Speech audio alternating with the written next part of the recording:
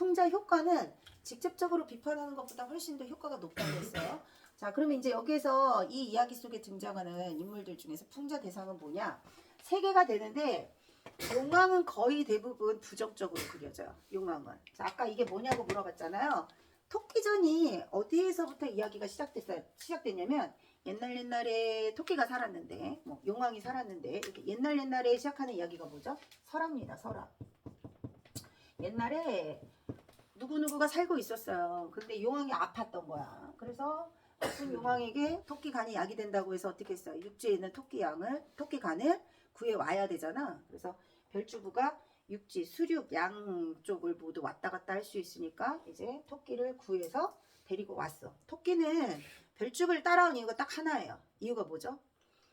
아주 좋은 곳에 가서 당신 같은 토선생은 크게 출세할 수 있다. 부귀 영화에 눈이 어두워가지고 그 별주부의 그 말에 솔깃한 거야. 그래가지고 토끼는 바로 별주부를 타고 용궁에 와가지고 자기가 죽을 위기에 처했다는 걸 알게 되죠.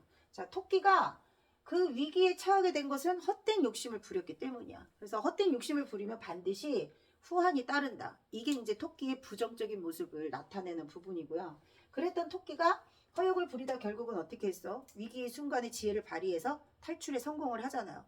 이 이야기는 모든 이야기에 다 똑같이 존재를 해. 근데 이런 이야기를 사람들이 계속 입에서 입으로 전달한다. 구전문학이라고 해요. 입에서 입으로 전하는 구전문학.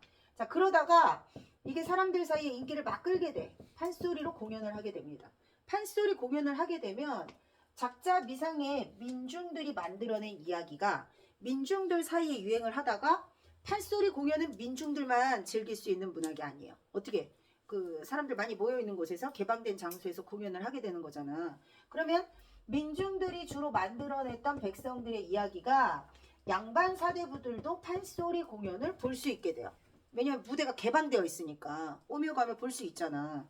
그래서 민중들이 사용하는 일반적인 언어에다가 양반들이나 알 법한 좀 약간 유식한 한자 아니면은 고사 속에 나오는 막 유식한 이야기들 이런 것들이 여기 이제 추가가 되는 거예요. 그래서 판소리를 거친 소설 같은 경우는 이야기가 이중적인 구조를 취하게 돼요.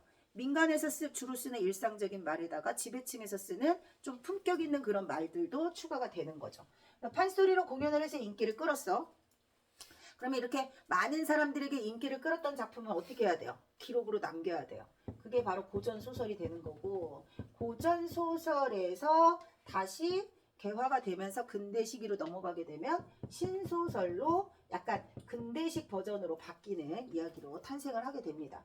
자, 구전되다가 기록됐어요. 기록되고 그 다음에 여기로 넘어가는 건 개화기. 19세기 1894년을 기점으로 중세와 근대로 나눠지게 됩니다. 그래서 개화기를 기점으로 고전소설 다음 신소설. 신소설 시기 잠깐 나타나게 된다. 이 과정을 거치는 소설을 판소리계 소설이라고 해요. 중요합니다. 토끼전 중학교 버전이라고 그랬죠. 자, 판소리 과정을 거치는 소설 중에 가장 대표적인 게 토끼전 말고도 심청전, 춘향전. 자, 심청전, 춘향전, 백의장전 많이 있지만 시험에 고등부 문제에 시험에 출제되는 건 심청전. 심청전보다도 춘향전. 춘향전이 가장 출제율이 높습니다. 자, 필수 지문이에요. 이야기 스토리는 다 알잖아요. 여기에서 출제되는 요소는 판소리 과정을 거쳤기 때문에 나타나는 특징이 있다. 거기 이제 출제 요소가 돼. 순서 일단 기억을 하시고 설화에서부터 이렇게 기록되면서 많은 사람들의 입을 거쳤기 때문에 원본이 존재하겠지만 그 원본이 뭔지 알 수 있다 없다?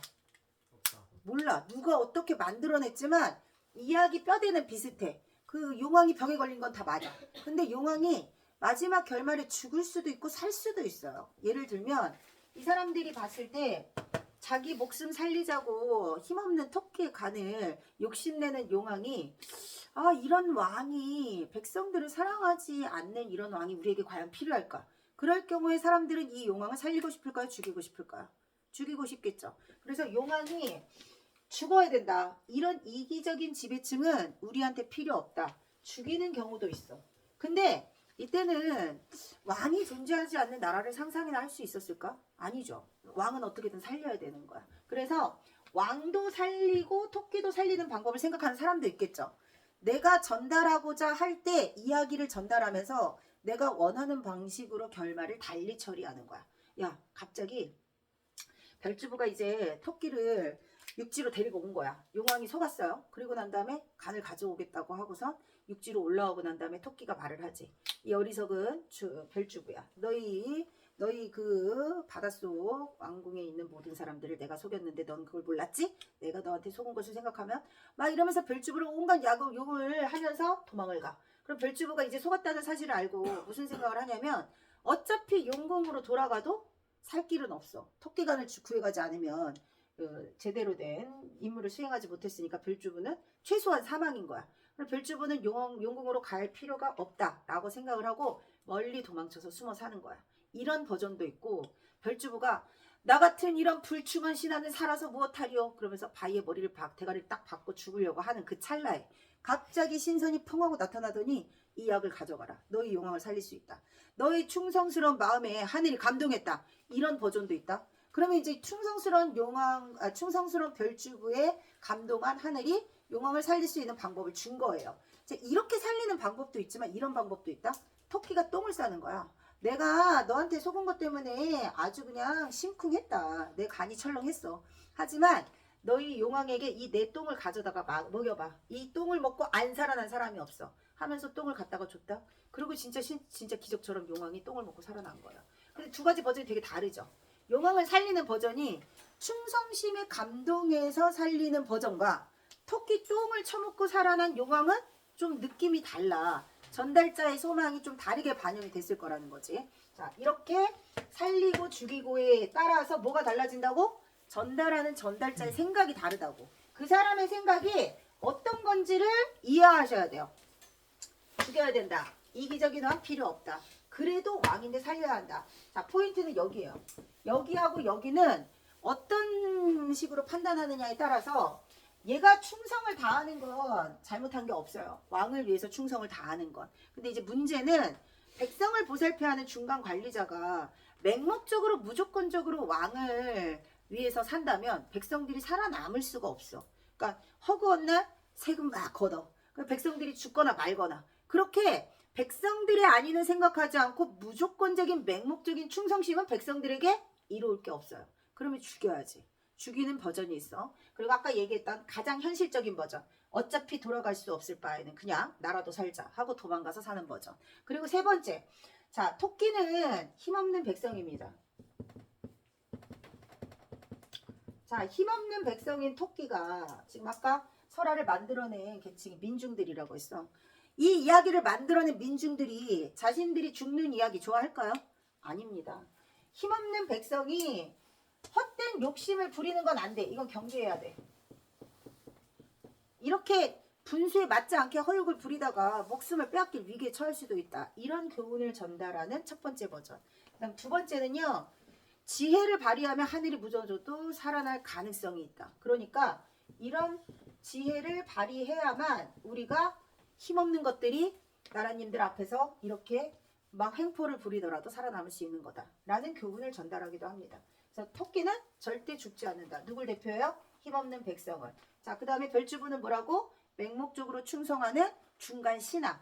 중간 관리층인 신하에 해당하는 겁니다. 신하가 충성을 다하는 건 잘못이 아니에요. 근데 어수룩하고 맹목적인 신하는 필요 없다. 어수룩하면 왕에게 도움이 되지 않고 맹목적인 충성심은 백성들에게 도움이 되지 않습니다. 좋은 것들 죽는다.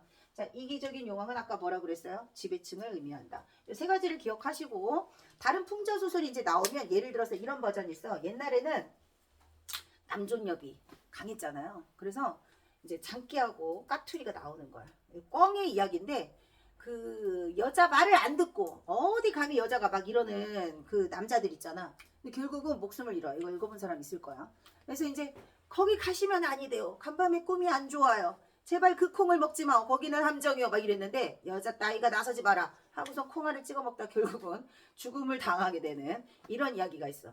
여자 말 안 들으면 큰일 난다. 근데 더 웃긴 건 죽으면서 끝까지 나 두고 새로 시집가선 절대 안 돼요. 이러면서 유언을 남기는 거야. 그래서 보란 듯이 이제 혼자 수절하지 않고 살겠다는 의지를 발휘하는 이런 이야기.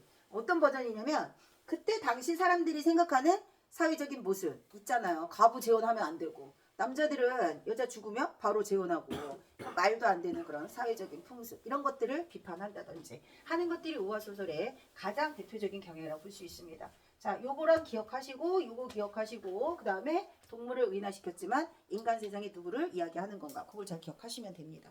자, 토끼전 문제 풀어 오시고요. 자, 태평천하 피세요. 84쪽에 태평천하.